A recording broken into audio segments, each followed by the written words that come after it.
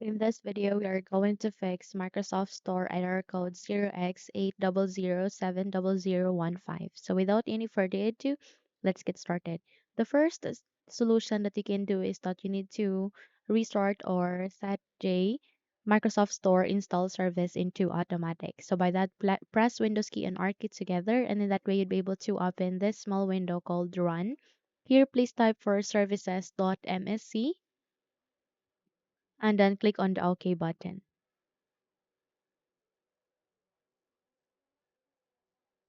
So once you are here at the services, select any of the service, type M in your keyboard, and here in the list, I want you to find for Microsoft Store install service, make a right click, click on properties, set it into automatic, start the service, click on apply, and then click on OK.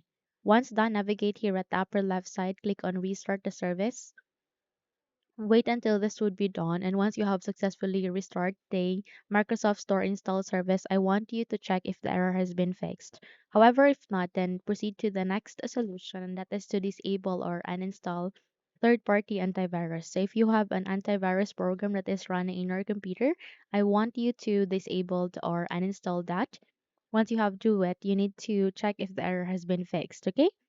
But if not, then let's proceed to the last solution, and that is to clear the Microsoft Store cache.